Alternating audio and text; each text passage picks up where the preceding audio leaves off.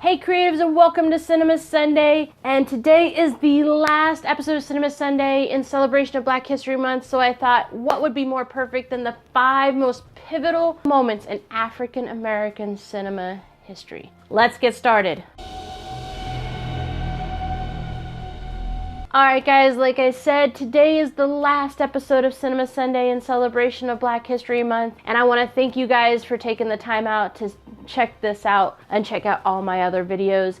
I really appreciate it. So we're going to go ahead and jump into the 5 pivotal moments in African American cinematic history. But before we do that, if we have never met, my name is Kim and I'm a creative freelancer with a passion for film and the written word. If we have met, welcome back. And let's just go ahead and jump into this. So number one is 1910 Foster Photo Play Company is founded by William D. Forster. So why is this so important? So it was founded by William D.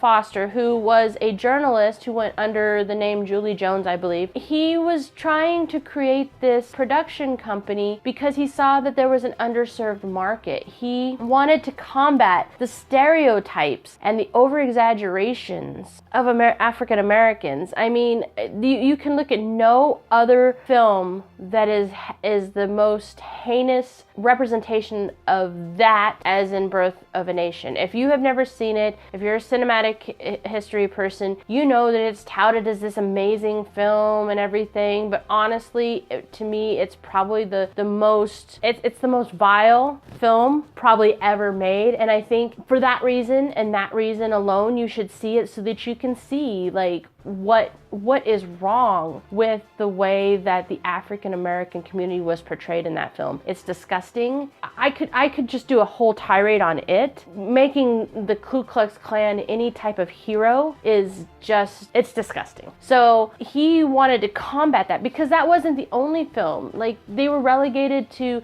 stereotypes and over exaggerations of their community and horrible, just, so he saw this and he wanted to create this film company that dealt with like African American topics by African Americans, and he went out and he did it, and it was amazing. So that was 1910, and that was number 1. Number 2 was in 1916. That's when the Lincoln Motion Picture Company was founded by Noble and George Johnson for almost the same reason that William Foster found the Foster Photo Play Company, was that they saw there was an underserved market. They saw that there was over-exaggeration and stereotyping of the African American community, and so they built this production company that would do African American films with African Americans in it. And yeah, there occasionally were some white people in them, but they were about topics that spoke to the African American community, that would entertain the African American community without blowing stereotypes and just doing these horrible, like, yeah, it was, so that's why it was created. It was so that people could see real portrayals of real African American communities and topics and things that pertain to them. It was important. It also inspired the movement of more diverse movie companies. So like with them, although they only lasted 5 films, it really sparked, it was another spark that ignited a bigger flame to the revolution of African American cinema. And so though, like I said, they folded after 5 films, not only did they launch more production companies, they also gave us one of the directors I talked about in my first Cinema Sunday, and I'll link to that up here, Oscar Micheaux. And so he was actually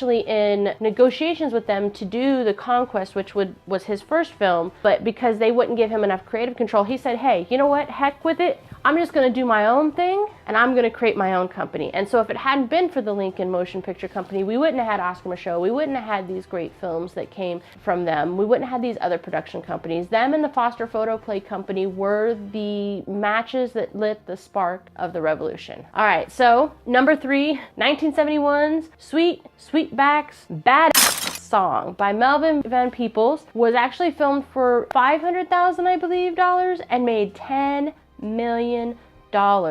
Not only did it do that, but it launched the blaxploitation era of movies in the 70s. And even though I don't like the term, it was the one that launched it into popularity. It was, like I said, filmed for very little money. It was filmed in 19 days. And Melvin Van Peebles actually had a contract with Columbia to do movies, but they wouldn't do this movie. So he said, oh, to heck with you. I'm gonna do this film because it's something I'm passionate about. It's something I wanna do. I'm gonna do it myself, and went out and in true indie filmmaker style said, you know what, I'm gonna do this. And he went out and did it himself. Like, that was amazing. So number 3 was the launching of the black exploitation films of the 70s. I mean, that gave us Pam Grier, that gave us a lot of great things, and it was another flame added to that revolution to continue the push for African American creators and cinema and representation and just diversity, which was amazing. Which, speaking of diversity, brings me to number 4, which is 1964, Sidney Poitier's winning an Oscar for Best Actor. So though Oscars still have problems with diversity, as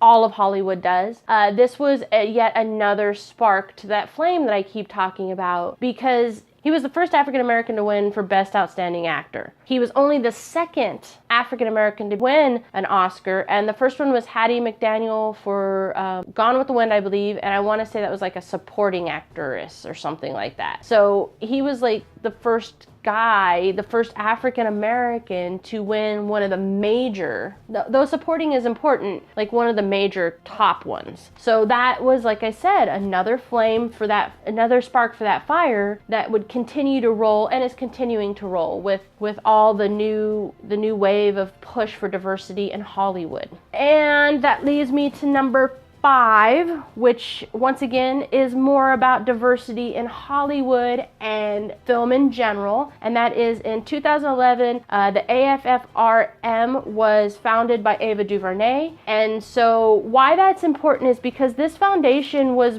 created to distribute and push films created by African Americans as well as women. So both of those, African American women and females, are not well represented in Hollywood in certain positions. So it's about diversity as well. And though in 2016 it did rebrand itself to Array Now, 2015 it rebranded itself to Array Now, it's still, the mission is why it's important. So I think those are 5 pivotal moments in African American cinematic history. I will link to some articles for each one so that you guys can learn more about it. If you guys are super interested in it, check those out. And guys, that's it for this Cinema Sunday. Thank you so much for joining me for celebrating Black History Month. There's going to be a lot of other great stuff coming up in the future months. So if you liked the video, go ahead and give me a thumbs up. If you're digging on Cinema Sunday, hit that subscribe button. You're going to get lots more great content. And guys, that is it for this Cinema Sunday. Until next time, creatives, safe